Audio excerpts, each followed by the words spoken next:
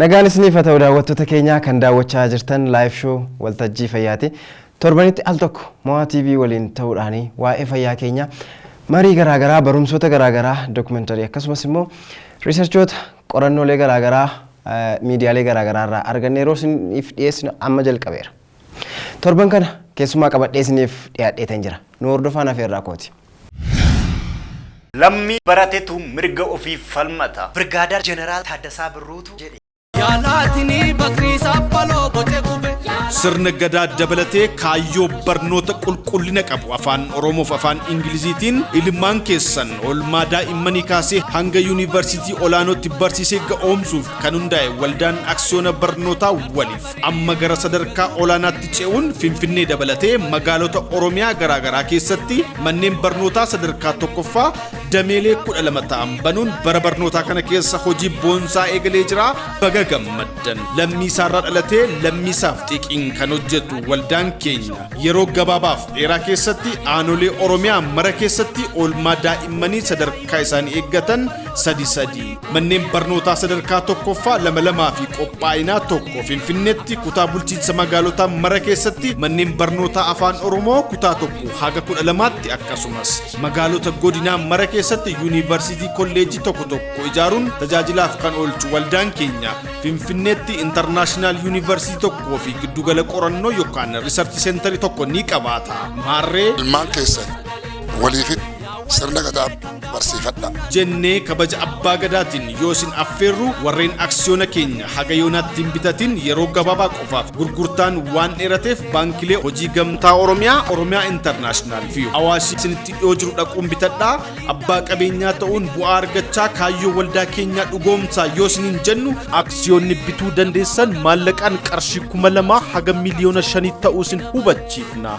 Waldaa aksiyoona barnootaa waliif. Gadaan Oromoo 5 shananuu kan milkaa'inaati. Odaan Oromoos 5 waa'ee fayyaa uummata keenyaas odaa kanneen jala taa'uun mari'anne. Waldaan aksiyoona fayyaa waliifis waan 5 irratti xiyyeeffatee hojjeta. Eeyyee qorachuu qofa miti rakkoolee kanneeniif falataana jechuun bu'aa qorannoo kana irratti hundaa'uun dameelee 5 adda baasee gama tokkoon fayyaa hawaasaa eeguu gama biraatiin bu'aa buusee dinagdeen Oromiyaa ijaaruuf hojii kan eegale waldaan aksiyoona fayyaa waliif hundee isaa uummata irratti cimsee bu'uureeffachuun damee dhaabbilee wal'aansa fayyaa babal'isuutiin magaalota Oromiyaa sadarkaan adda ba'an keessatti kilinika giddugalaa haga hospitaalota waliigalaa tajaajila fayyaa mara kennan Finfinneetti hospitaala daran olaanaa waliif comprehensive specialized and teaching hospital jedhamu tokko damee dukkaana qorichaa yookaan faarmaasiiwwan babal'isuutiin warshaalee qoricha oomishan dhaabuu dabalatee yeroo Finfinnee fi magaalota Oromiyaa mara keessatti 40 ta'an banuun tajaajila kennuu damee giddugala qorannoo fayyaa yookaan diagnostic center jedhamuun Finfinnee dabalatee Oromiyaa mara keessatti dhaabbilee qorannoo fayyaa waliif diagnostic center jedhaman dhaabuun tajaajila kennuu yoo ta'u inni biraanis meeshaalee wal'aansa fayyaa alaa galchuun raabsuuf suphuudha. Meeshaalee tajaajila wal'aansa fayyaaf oolan kanneen sadarkaa isaanii eeggatan xiqqaarraa haga guddaatti alaa galchuun raabsuu fi giddugala suphiinsaa banuun tajaajila kennuu yoo ta'u manneen barnootaa fayyaa sadarkaa isaanii eeggatan kolleejii hanga yuunivarsiitii banuun ogeeyyii fayyaa dorgomoo ta'an oomishee sabaaf biyyaaf akkasumas addunyaaf ga'oomsee gumaachuuf qophii xumuree jira. Bu'aa tokkummaa argineerra. Aksiyoona bituun ofiifis fayyadama kaayyoo waldaa kanaas dhugoomsa. Aksiyoona keenya kan bituu dandeessan baankilee Oromiyaa International hojii gamtaa fi Awaash isinitti dhiyoo jiru kamuu keessaa yoo ta'u aksiyoonni xiqqaan bituu dandeessan 2 ta'ee guddaan 10,000 maallaqaan qarshii 2,000 hanga miliyoona 10 jechuudha. Gurgurtaan aksiyoona kanaa gara dhumaatti waan jiruuf har'uma aksiyoona bituun abbaa qabeenyaa ta'a. Hin dandeenya. Oromoon fayyaa haa bulu. Fayyaa ta'a.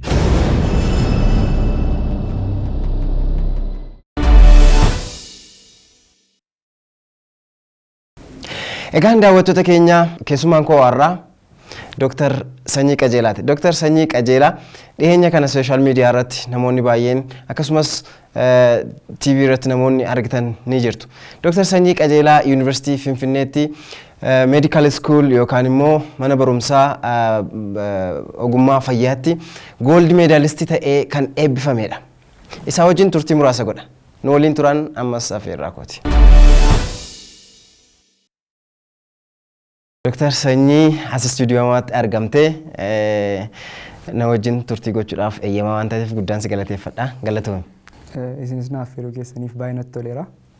Egaa dursa congratulations jechuun barbaadaan jalqaba meediskuulii keessaa eebbifamuu keetii fi itti aansuudhaan immoo akka mana barumsaa Xiquur Ambassaatti gold medalistii taatee eebbifamtee jirta.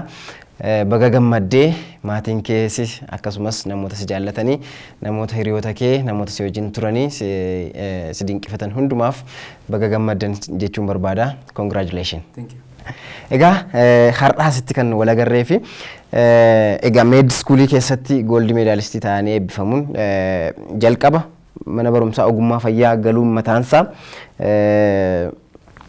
taalentii tokko barbaada yookaan sadarkaa itti sammuun namaa hojjetu tokko barbaada. Isarra darbee immoo gold medalistii taatee eebbifamtee jirta. Turtii keenya har'aa keessatti dargaggoonni akkasumas namoonni maatii ta'anii ijoollee isaanii akkamittiin barsiifachuu akka qaban dargaggoonni si booddee jiran immoo akkamittiin barachuu akka qaban irratti xiyyeeffannee walii wajjin dubbannaa. Ammas maatii keetiin baga gammaddan jechuun barbaada. Kun saksasii guddaadha. Mee waa'ee mana barumsaa sadarkaa gadaanaa elementary school irraa kaatee akkasumas secondary school akkamitti dabarsitee maal ture akkamitti keessa dabarte? Okay. Kanani itti baradhe yaa'u magaaluma itti dhaladhettidha. Magaalaa Naqamteedha. Kanan baradhe yaa'u kutaa tokko hanga torbaatti mana barumsaa Burqaa Jaatoodha. Mana barumsaa mootummaati. Isa booddee waggaa tokkoof walakkaa fi Kaatolikii Daanamratti mana barumsaa jedhamutti baradhe. Ergasii booddee mana barumsaa Biiftuu Naqamteetti baradhe maatirikii fudhadhe. Isaa booddee Naqamtee Preparatory School kan jedhamutti immoo entrance exam fudhadheen darbe.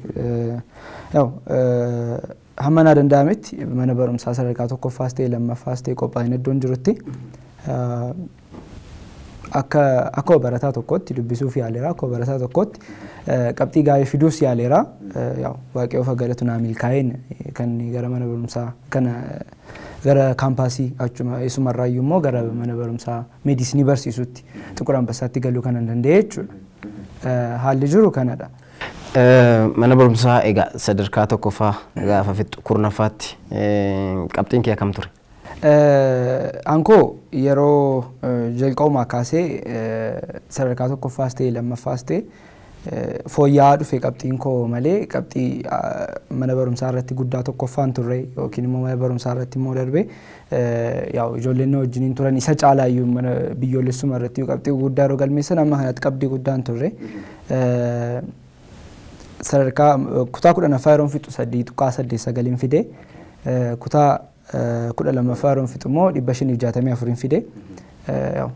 Qabxiin kun gara preparatoriitti gashuuf ga'aa ture. Isarrayyuu immoo 12ffaa ga'aan fixu immoo gara meedisiniitti gashuudhaaf ga'aa ture. Malee qabxii guddaa jedhame miti. Garuu piroosii kana keessa yeroo darbinu piroosii kana keessa darbuus duwwaa otoo hin taane immoo yeroo kutaan 8 kaasee ol deemaa deemu amma naa danda'ametti qabxii koos ta'e performaansii koo fooyyessuudhaaf yaalaan turenna. Fooyya'ina qaba malee qabxii guddaa jedhame galmeessaan turre dhugaa dubbachuuf. Egaa gaheen mataa kee jira. Sana keessatti gaheen maatii keessa jira. Akkamittiin performaansii kee sana akka kana upscale gochaa kan deemte kutaa gara gadi elementary irraa kaasee dabalaa deeme kan naan jettu.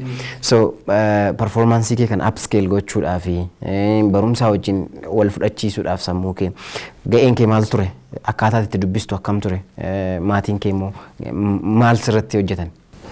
Maatiin koo abbaan koo barsiisaadha. Baayoloojii barsiisaa amma currently business and economics jedha kan inni barsiisaa jiru. Jalqaba sadarkaa high school 9-10 barsiisaa ture amma 11-12ffaa barsiisa. Kanarraa kan kee maatiin koo barumsa irratti xiyyeeffannoo guddaa qabu. Sababni isaa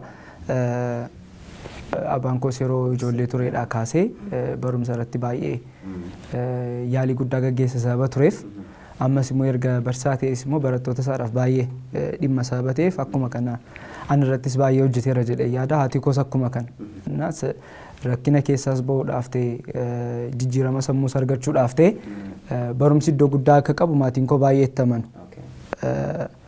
Ani immoo kanan itti dabalaa deemee fi yookiin immoo barumsatti I think performansiin koo dabalaa kan inni deemeef jedhee kana yaadu dhalli namaa yeroo guddataa deemu xiyyeeffannoon isaas wantoonni namtu understandingiin wantoota adda addaadhaaf qabu dabalaa deema. Kanaaf yeroon guddachaa deemu akkuma kana barumsi barbaachisaa akka ta'e understanding gochaa deemeera jedhee yaadanna. Akkas ta'eera sababa kanaafin akkas dabalaa deeme jedhee kana yaadu. Isarrayyuu immoo yeroo dabalaa deemnu barumsi more interestingii ta'aa deema. More understanding gaafa gochaa deemnu more understanding gochuu immoo barbaanna caalaattenna. Kanaafidha kanan barumsa baay'ee jaallachaa dubbisuu baay'ee jaallachaa deemina. Kanaafuu gaafa understanding gootu ati more understanding gochuu barbaadda waan ta'eef sun immoo success kee keessatti bu'aa tokko qaba jechuudha. Namoonni tokko understanding gochuufis yeroo isaaniin kennanii achi booddee erga understanding godhanii immoo bakka nagaa yeroo isaanitti jedhan jira. So philosophy kee keessatti understand then more understand kan jedhu jira jechuudha. Egaa yeroo xinnummaa keenya maatiin keenya maal ta'uu barbaadda jedhanii laayifii keenya yeroo isaanitti directionii qabsiisan ni jira.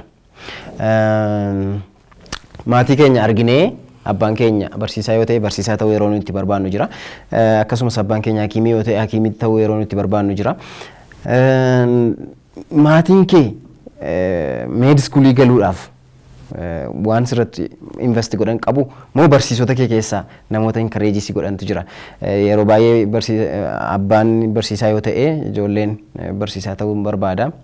Haaluma kanaan sanarraa fudhatanii deemuna. Med schoolii galuudhaaf yookaan mana barumsaa ogummaa fayyaa barsiisuu hakiima ta'uudhaaf doktarii ta'uudhaaf community natti keessa jiraatte barsiisonni si barsiisanii maatiin kee maal sirratti fidaniinaan med schoolii filuu yaaddeeti? Maatiin koo medicine akkan galuufis ta'e barsiisaa akkan ta'uuf influensii hin goone. Sababni isaa inni guddaan abbaan koo barsiisaa akkan ta'u hin barbaanne. Haala barsiisaan itti jiraatu schedule isaas dabalatee jireenyi soshaalii keessa jirus ikonomikaalii gaafa ilaallu badaa waan nama gammachiisu ta'ee sababatti hin argamnee fi barsiisaa akkan ta'u hin barbaadu ture. Doktarii ta'uudhaafis kanadha sanadha jedhee gara inni itti stiiriina godhin jiru haati koos akkuma kana obboloonni koos jechuudha. Doktarii ta'uu kanan barbaadu ofii makoodha. Sababni isaa naannoon itti guddadhee magaalaa Naqamtee keessatti akkuma sitti misila manni keenyaa fi manni hospitaalli Naqamtee fuullee ture baay'ee walirraan fagaannu. Yeroo baay'ee dhukkubsattoota argaa guddanne innaa dhukkubsattoonni sun keessumaa balaata isaanis ta'ee dhukkuboota epidemikii ta'an naannoo keenya turan naannoo waggaa 15-20 tura dura 15-16 dura busaat ture yeroo sana dunkaanni guddaan ijaaramee hospitaalli keessa ga'uu didee dunkaana guddaarra lafarra hafamee achirratti akkaamaa turan dhukkubsattoonni dhukkubsattoota baay'ee yeroo du'an argineerra yeroo baay'ee safarii godhan argineerra yeroo sanatti probably ijoollummaa makootii kaasee imprintii waan ta'e natti fakkaata. Society kana keessa rakkina jiru rakkina dhukkubsattoonni argaa jiran kana dhibee balaa tasaas ta'e epidemikis ta'e dhibee kana itoo arginu namoonni yeroo du'an improve gochuu dandeenyu beetarii maal itoo fayyisuu dandeenyu yeroo dhukkubsattoonni du'anii yaw namatti hin tolu akka dhala namaatti nama gaddisiisa ijoollummaa makaasee jechuudha. Innaa yeroon isa argu doktarii ta'uu baay'een barbaadan ture ijoollummaa makaasee yeroon ergasii guddachaa deemus waa'ee fiildii medisinii kanaa maal akka ta'e dubbisuutti ka'een ture just dokumenteroota adda addaa ilaalaan ture fiilmoota irraas waa'ee medisinii warra odeessanii. Grey's Anatomy ilaaltetta? Sanirraa kee gaafan ilaalu hankoo akka ta'e natti dhagaameera jedhee yaadanna. Wantan keessa galee improve gochuu danda'u wantan keessa galee performii gochuus danda'u ta'e natti dhagaame. Innaa kanaafini gara fiildii medisinii kana galuu danda'e malee faamiliin koo freedomii guutuu naa kennaniiru akkan fiildii barbaade keessa. Social factory jechuudha. Baay'eensa. Egaan daawwattoota keenyaa turtii kan gochaa jirru Dr. Sanyii Qajeelaa wajjinidha. Isaanii wajjin turtii nuun goonu ammasitti fufa. Sponsaroonni keenya waldaa aksiyoona fayyaa waliif, waldaa aksiyoona barnootaa waliif, waldaa aksiyoona konistiraakshanii waliif yeroo hundumaa nu waliin jiru guddaa isaan galateeffanna. Ergaa isaanii dhaggeeffannee walitti deebina. Turtii muraasa booddee wal argina.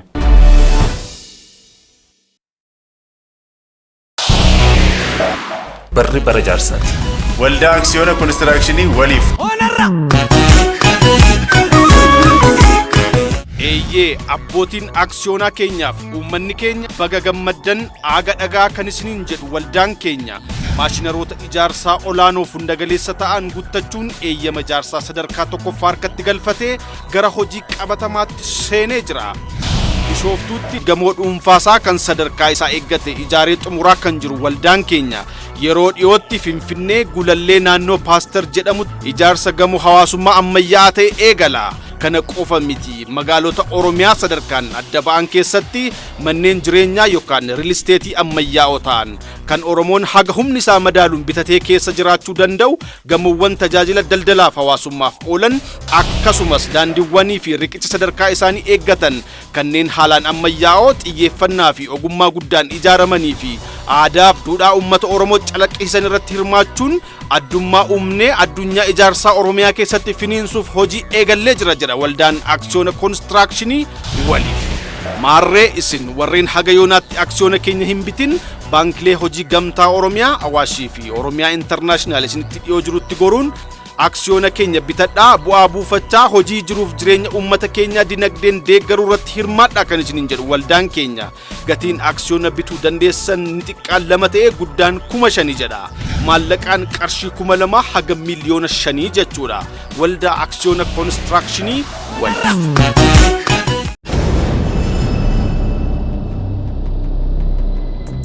Gadaan Oromoo 5 shananuu kan milkaa'inaati. Odaan Oromoos 5 waa'ee fayyaa uummata keenyaas odaa kanneen jala taa'uun mari'anne.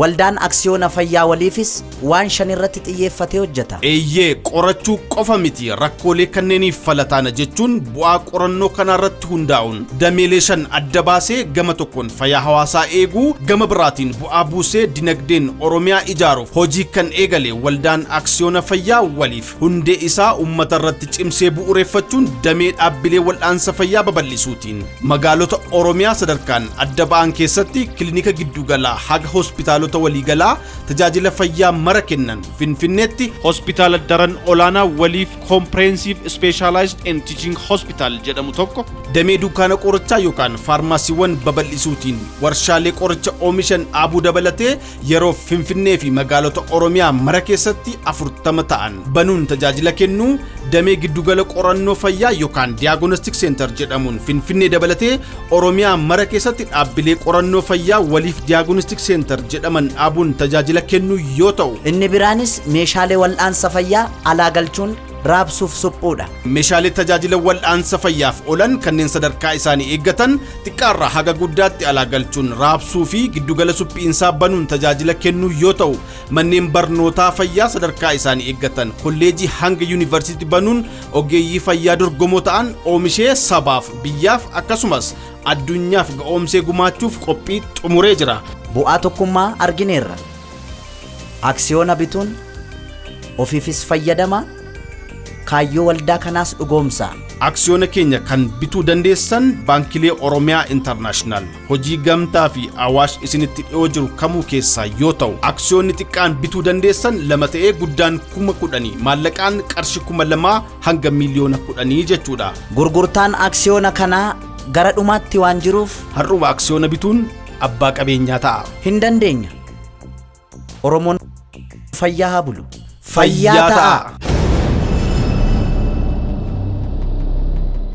Egaan daawwattoota keenya turtii muraasa booddee walitti deebineerra Dr. Sanyii Qajeelaa ammas na waliin jiru. Dr. Sanyii meed iskuulii bara meeqa jooyinii goote filannoon kee akkamitti sii milkaa'uu danda'e meed iskuulii keessa jireenyatti dabarsite maal fakkaatame? Akka lakkoofsa Itoophiyaatti bara 2005 dha kan kaampaasii kana jooyinii goone. Yeroo galle jalqaba kaampaasii 6 kiiloo turre waggaa tokkoo fi ergasii booddee gara kaampaasii meedikaal iskuulii yookiin immoo Xiqur Ambassaa hospitaala iddoo jirutti jechuudha. Achi seennee barachuutti kaane. Qabxiidhaan kan gara meedikaal iskuuliitti galamu Xiqur Ambassaan keessumaati baran keenya qabxii 550 fi isaa ol warra fidaniifidha kan inni kenname kan nun jalqabne nama I think naannoo 250 hanga 300 gidduun taana jedhee yaada. Amma eebbi keenya gara nama 280dha. So turtiin keenya turtii waggaa 6 fi ji'a 3 waan akkasii wayiidha.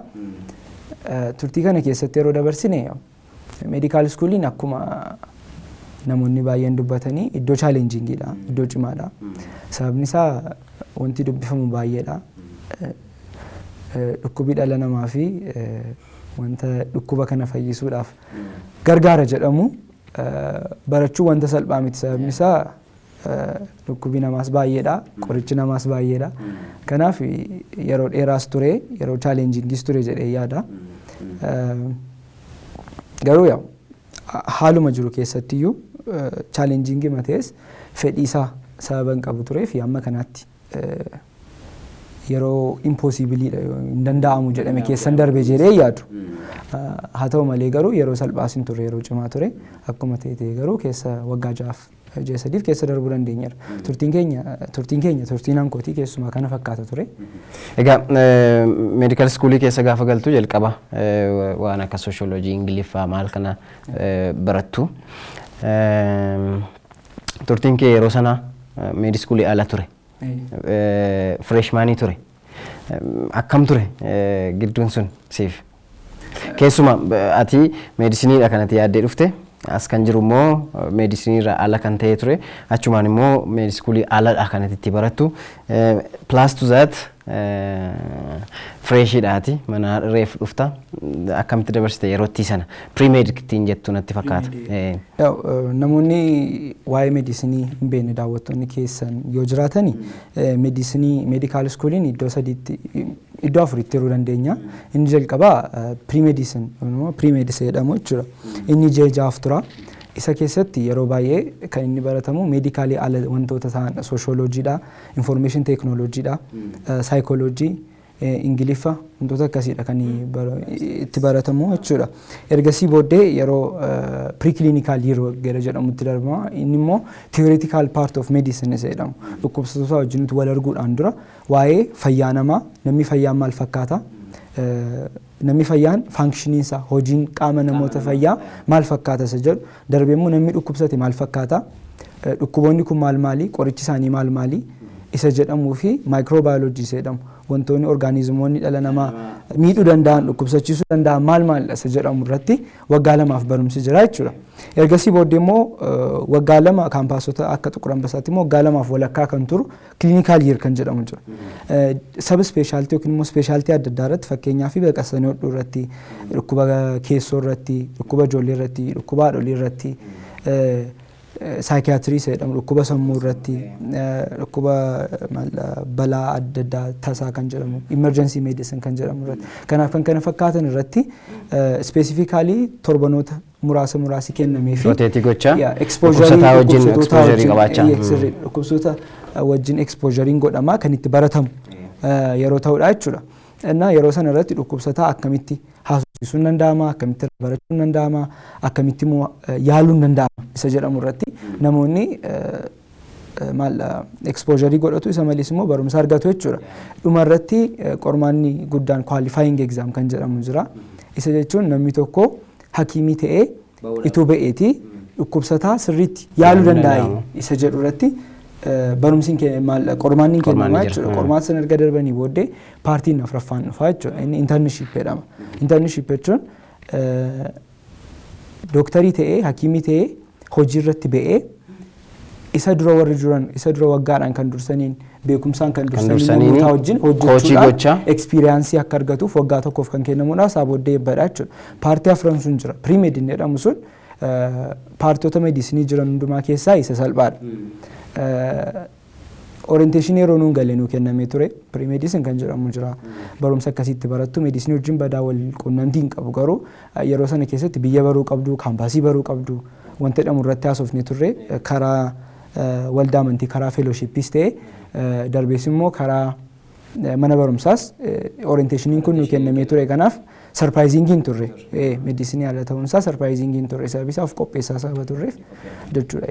Egaa achi booddee paartii namaa qorachuutti ispeeshaalii anaatoomii kan jedhanii irratti namoonni baay'een kadabarii ittiin jedhu nama du'aa irratti hojjechuu maal kan jedhan jiru sanarratti meediskuulii jibbanii kan ba'an ijoolleen jiru ijoolleen tokko tokkonna yeroon sun xinnoo wannoo ture.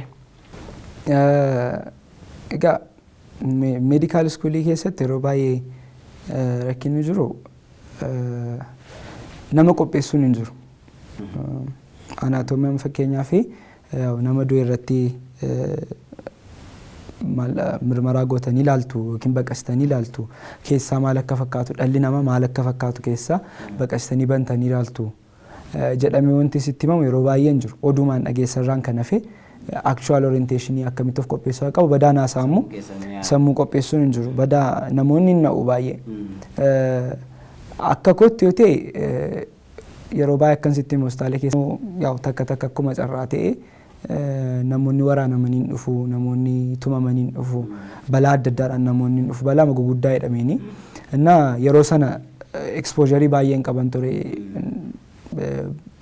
wanta nama sodaachisu wanta nama jibbisiisu wanta namoonni normaali jibbanii yookiin sodaatan keessa yeroo baay'ee exposure sababan qabuuf hamma kanaatti nan sodaachisne dubbachuufi actually natti toleen kan gara sana deemtee ilaalaa ture sababni isaa nama fayyaa baqasitee ilaaluudhaan dura nama lubbuun hin jirre baqasitee ilaaluun baay'ee experience gaariidha. Sodaa keessin irrisaa sodaasni irrisaa yoo dogoggortes immoo lubbuun qabu warreen.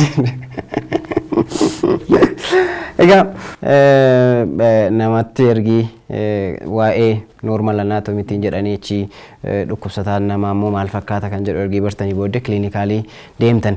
Egaa kana hundumaa keessatti baatee qabxiin ammati fiddee keessumaa gooldi meedaalistiittiin taate qabxee akka biyyattiitti illee meediskuulii keessatti hin jirre jedhameeti kan inni waamamaa jirunna. Akkaataan dubbisa kee akkam ture taayimii kee akkamitti baalaansii goota ispeeshaalii mana barumsaa gaafa dhufnu tokkoffaa laayifii kan biraatti dhufnee galla iskeejulii kan biraatti dhufnee galla nyaata nyaachuuf illee iskeejulii kan biraatti galla mana waldaa dhaquudhaaf waaqeffachuudhaaf akkasumas dubbisuudhaaf wantoota baay'eetu al tokkotti kanatti keessumsiistuna qabxii sana fiduudhaaf akkasumas jireenya kee kan biraa sooshaal laayifii keessa ta'uu danda'a spiritual laayifii kee ta'uu danda'a akkamittiin baalaansi gootee jiraachuu dandeesse qabxii sana fiduu dandeesse. Yaa tokkoffaa wanta tokko jalqaba sirriitti adda baasuun qaba. Qabxii nan fidee biyya irratti tokkoffaa ta'uusaa dhiisuusaa wanta beekuun qabu. 3.95 jedhanii yaa'u sooshaal miidiyaa garaa garaa sooshaal miidiyaa irratti wanti dubbatamu ani approvis disprovis hin goone kaampaasiinis kanadha sanadha jedhee himuusaa am not sure dhugaa dubbachuufi kanan beekoo jiraate akka waggaa kanaatti tokkoffaa ta'uusaa beeka biyyoolessa irratti. Kana Itoophiyaa Medical Associationiin yeroo badhaasannoo kennanii yeroo isaan irratti yeroo isaan dubbatan kanan barirraa akka nafe hankana achi past waggoota jiran irratti qabxii ture waan ta'e irratti daataan qabu. Kanaaf kanadha sanadha jedhee dubbachuu hin danda'u. Yaw gaaffiin kee spiritualis akaadaamikis jireenya jiru kana akkamitti amma danda'ametti baalaansii gootee deemuu dandeessaa yoo ta'e wanti jiru namoonni akka isaanitti meediisiniisa jedhamu kana yaada meediisin jedhamu kana qabatanii adeemantu adda addadha.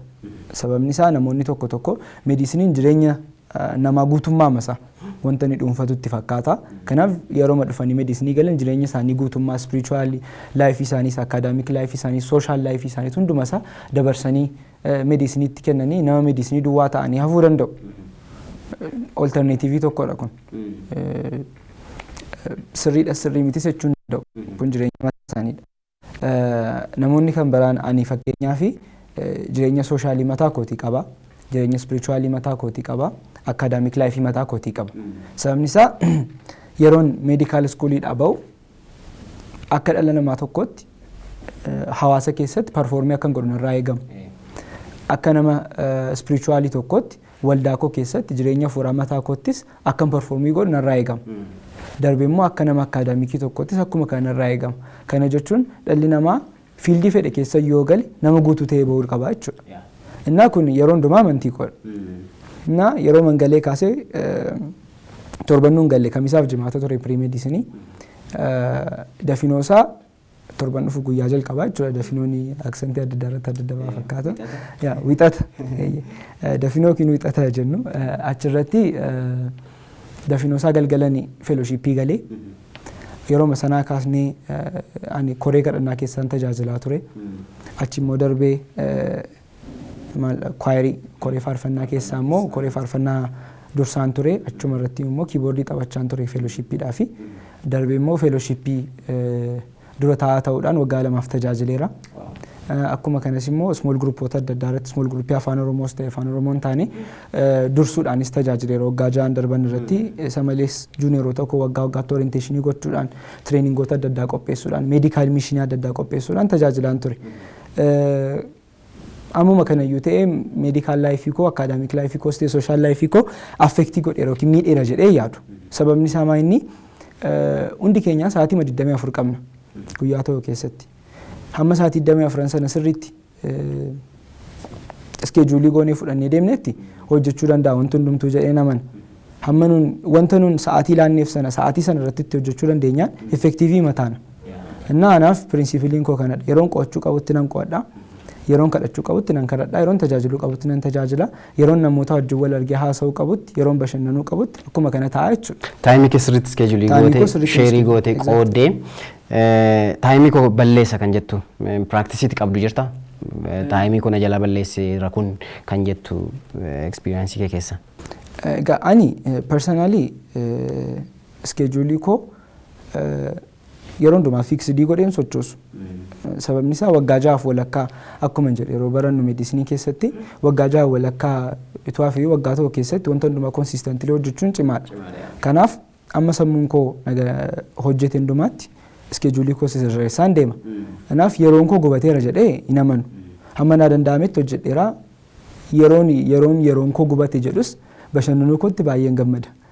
Sababni isaa sammuun keenya refresh gochuu qaba, boqochuu qaba sababa ta'eef jechuudha. Sure. Egaa meediskuulii keessaa akkaataatti taayimii kee iskeejuulii gooteetti fayyadamtee baate kuni baay'ee dinqisiisaadha. Spiritual life qabaatte namootuma sa'aatii 24 isaanii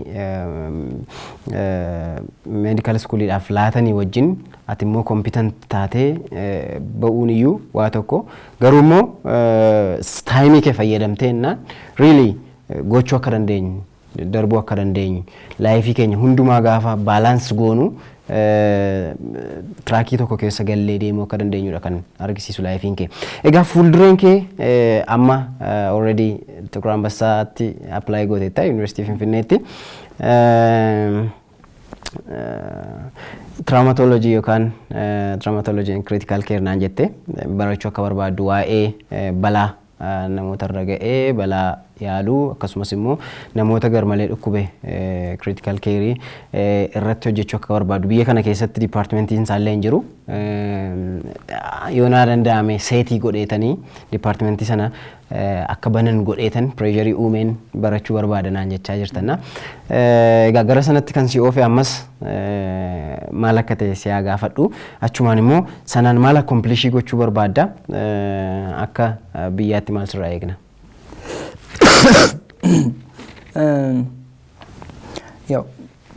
Ammas meedisinii keessa namoonni hin jirre jiraachuu danda'u daawwattoota keenya keessannaa traumatology and critical care jechuun namoonni balaa adda addaadhaan hubamuu danda'u.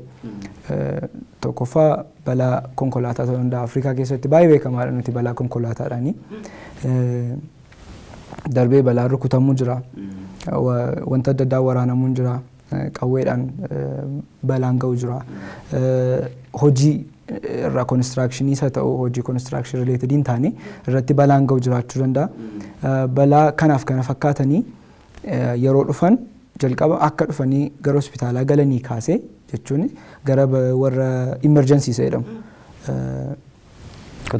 Kutaa tasaa erga galanii kaasee hamma dhuma ba'anii gara mana isaanii deemanitti kan jiru hundumtu hojii traumatology jedhamu hojii specializationii dhukkuba balaa dingataa dhufu balaa tasaa dhufu jalatti ramadamu achi kaasanii lubbuu isaa oolchuu irraa kaasee wanta balaan sun irraan ga'e fayyisuu irraa kaasee deebisan immoo namicha iddoo isaatti deebisan immoo manatti erguu irraa fi occupational therapy kan jedhamu jira sabooddee gara hojii isaatti gara jireenya isaa isa duriitti deebisuu hundumaa ilaalee traumatologiin iddoo guddaa qaba. Isa irra immoo darbee critical care and acute care kan jedhamu jira. Isa jechuun critical care jechuun dhukkubsatoonni keessumaati gara sarjarii irra jiran sarjarii mafedheeyyuu haa ta'u sarjarii jechuun baqassanii yaaluu kami keessa jiran yeroo isaan opereeshiniidhaa ba'anii kaasee yookiin immoo utuu isaan opereeshinii galuudhaaf jedhan gidduu wantoonni jiran wanta laallatudha. Kana jechuun ICU jedhamu intensive care unit iddoo jedhamu keessatti hojii hojjetaman irratti wanta nuti hojjennu jechuudha. Lubbuu isaanii oolchuu irra darbinee opereeshinii galanii akka ooluu danda'an opereeshiniidhaa ba'aniis akka lubbuun ooluu danda'an gochuudhaa fi yaalii gaggeeffamu jechuudha critical care jechuun. Yaa'u dipaartimentii kana kanan barbaadee fi jalqabarratti akkuma sitti mee hospitaala biratti gaafa guddattu wanta baay'ee argita. Namoonni waraanaman jiru, namoonni makiinaa konkolaataa balaa konkolaataan irra ga'u jiru, namoonni namaan rukutamanii yookiin miidhamanii dhufan jiru. Wantoota akkasii gaafa laaltu practically yeroo gara hospitaalaa deemtu wantoota argitu jiru. Namoonni dhufu yaalii amma kanaatti cimaadhaan jedhamni argatu. Darbitee immoo dookumentarii ilaaltaa fiilmii ilaaltaa achirra immoo wanti jiru immoo wanta yaalii baay'ee nama dhibu yaalii baay'ee orgaanaayizidii ta'e iddoo qabu immoo yeroo argatan immoo argita karaa sanarra immoo jechuudha. Innaa wanti kun baalaansii ta'uu gaafa dhiisuu gaaffiif gaafachuun kennuuf maafiidha keeriin as jiru keeriin ati dookumentarii irratti ilaaltu fiilmii irratti ilaaltu kun biyya keenya keessatti jiraate namoonni balaan irra ga'ee dhufan keerii kan argatanii akka warra achirra jiran fooyya'an keenya nama maaliif jedhamu kan isaan hin fooyyofne itti yaaduun kennuuf. Innaa sammuu koo keessa kanatti ture. Keessumaa wanti kun immoo waanuma birrii hagana barbaadu miti baay'een isaa siistamii wajjin wal qabata. Keessumaa tiraanspoortii gochuu namoota balaan tasaarra ga'ee miilli isaanii cabee sirriitti tiraanspoortii gochuu achi yeroo dhufan immoo first keerii gaafa hospitaalatti godhan immoo wantoonni godhamaniif suni siistamii sana implementii gochuun baay'ee barbaachisaadha. Achi booddee kan jiru immoo sarjarii isaa irratti hirmaachuu, sarjarii isaa booddee immoo riihabiliteetii gochuu sun akkati jettee bu'aa guddaa fiduu danda'a dipaartimentii. Abjuu kee kanaan bira ga'uu akka dandeessuuf hawwiin koo poozitiiviidha siifi waaqayyoo si haa gargaaru jechuun barbaada. Nunis karaa dandeenyeen si bukkee dhaabanna. Egaa yeroo gara booddeetti gaafa reezidensii kana jalqabdu wal arginee wanta kana irratti akka dubbannu abdiin guddaan qaba. Traumatology irratti sirriitti dubbannee uummata keenya maal barsiisuu akka qabnu uummatis kan barachuu qabu keessaa tokko kanadha. Waa'ee balaa akkamittiin nama cabee tokko qabuu akka danda'ani, akkamittiin tiraanspoortii gochuu akka danda'ani maal kana uummata keenya barsiisna jedheen abdii guddaan qaba. Mee gaaffii koo gara dhumaatti hafidu egaa dargaggoonni amma keessa jirru kana keessatti ati kannaan jechaa jirtu amma society kee keessatti maal akka jiru ilaalte sanaaf immoo furmaata fiduudhaaf strive gochaa jirtannaa. Social meediyaan akkaataan fayyadama social meediyaa kan kee maal fakkaata? Dargaggoonni keenya parsantii baay'een isaanii social meediyaa irra oolu. Social meediyaa fi akkasumas immoo almost parsantiidhaan kaa'uu dandeenya. Parsantii garaagararraa maqaa dha'uu dandeenya. Politishaanii taaneerra baay'een keenya. Politiksii analaayizii goonaa waa'ee politiksii dubbannaa kana sana jenna.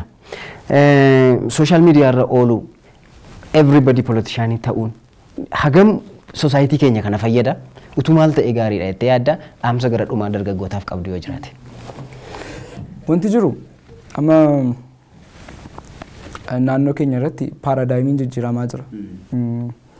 Dur yeroo haayiskuulii turre yookiin isa dura waa'ee politikaa dubbachuun almost retaliationii guddaa fida. Namoonni baay'een hin sodaatu. Amma xiqqoo ishee naannoo haalli yeroo jijjiiramaa jira. Freedomiin jira. Positiivilis negatiivilis ilaaluu dandeenya. Positive aspektiin isaa namoonni waa'ee mirga isaanii, waa'ee maalummaa isaanii waa'ee lammii isaanii waa'ee dhugaa jiru baruudhaaf chaansii guddaa kenneera jedhee yaada. Innaa gaariidha. Keessumaa immoo dargaggoonni gara siyaasaatti dhufuun isaanii fiicharii biyyaadhaaf baay'ee gaariidha. Sababni isaa yeroo baay'ee poolitikaan biyyaa yeroo namoota umuriin isaanii gara gubbaa jiruuf kan inni dhiifamee ture. Dargaggoonni gara siyaasaa dhufuun isaanii yaada haaraa yaada diimokiraatawaa ta'e gara siistemii keenyaatti fiduudhaa fi isas guddisuudhaaf carraa guddaa qaba jedhee yaada. Isa akka poozitiiviitti nan ilaala. Karaa kan biraa immoo sooshaal miidiyaa keessatti poolitikaal aktiivistii ta'uun yaadota hin bilchaanne yaadota maachuriin ta'an akka baay'ee iddoo argatan godha jedheen immoo sodaadha. Kana jechuun fakkeenyaaf amma nuyi meedisinii keessa namoonni jirru qoricha tokko siilaachuudhaan dura qorichi sun akka si fayyisu baruudhaaf feezii 4 keessa darba. Feezonni lamaan fuuldura jiran bineensotaa fi namoota fayyaa irratti duwwaadha kan isaan hojjetan. Feezii 3ffaa irra gaafa dhufu nama dhukkubsataa irratti saampiliin fudhatamee hojjetama. Feezii 4ffaa irratti koominitiitti ba'ee hojjetama. Wanti tokko evidensii hin qabu taanaan yoon siif kenni ani yakkan hojjedhe jechuudha. Ame criminal jechuudha miti side effectiin isa wanti hundi isaa ilaalamee kan inni ba'uu qabu. Ni kanatti amanna. Wanta tokko qoricha duwwaa otoo hin taane gorsuma si gorsuudhaaf illee gorsuun akka si fayyadu riisarchiidhaan pruuvii ta'uu qaba. Sooshaal miidiyaa irra wantoonni jiran rakkinni isaanii kanadha jedhee yaada. Wantoonni pruuvii hin taane wantoonni evidensii hin qabne iddoo guddaa yeroo argatan argitanna. Wanti kun immoo akka hawaasaatti akka biyyaattis takka takka impaaktii gaariin taane yaada gaariin taanetti yeroo nu dhiban argamanna. Dargaggoonni amma danda'ametti sooshaal miidiyaa wantoota dubbisuu danda'an wantoota sirriitti giraawundii qaban wantoota sirriitti evidensii qaban ituu dubbisanii ituu irratti yeroo isaanii kennanii baay'ee gaariidha jedheen amana. Kun personal view koodha.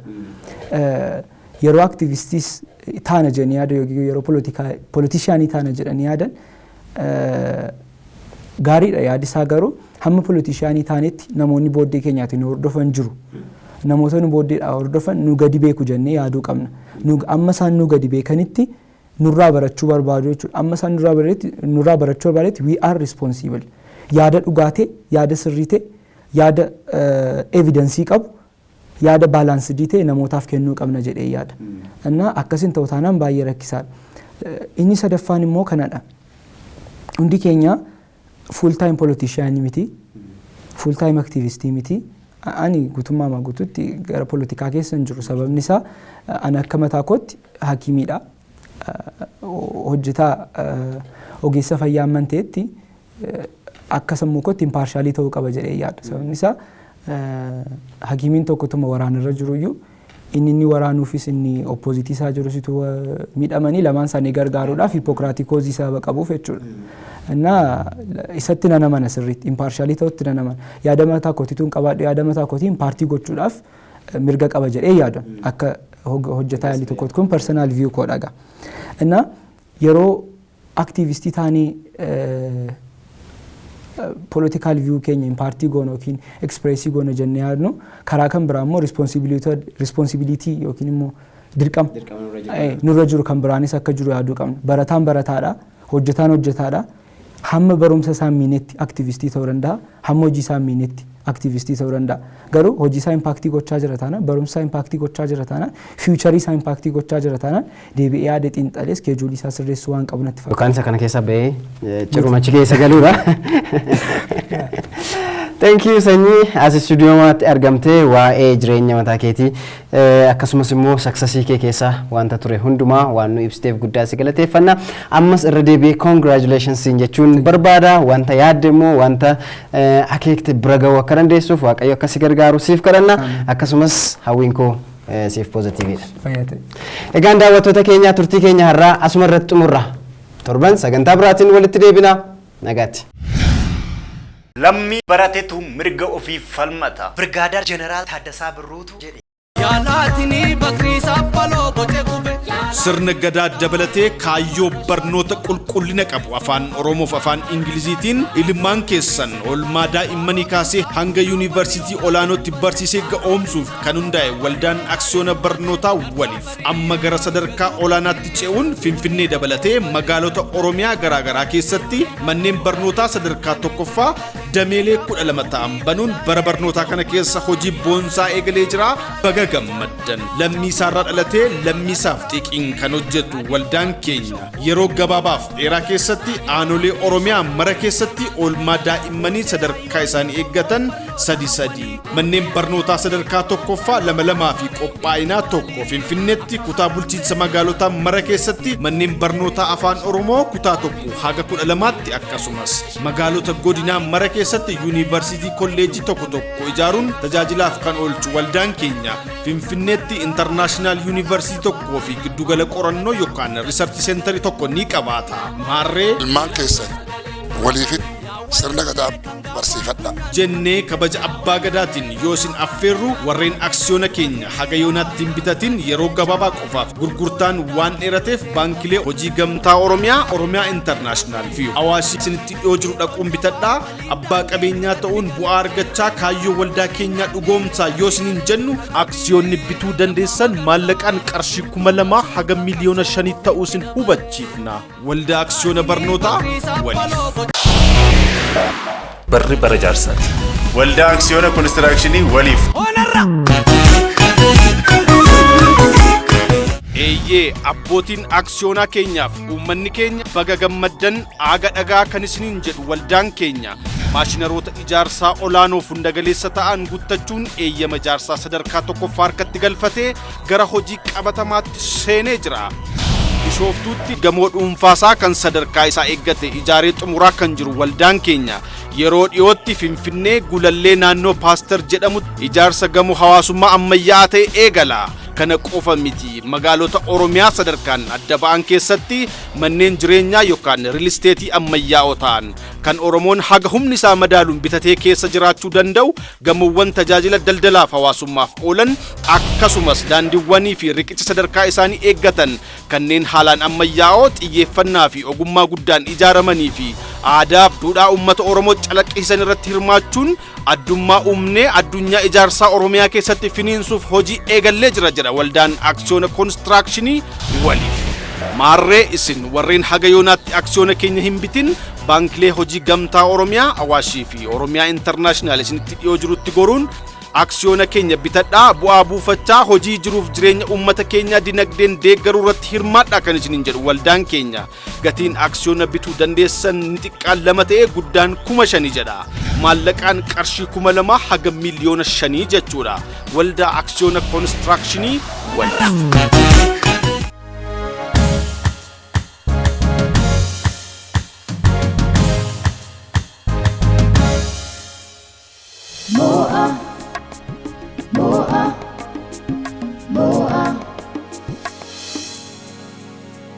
Moa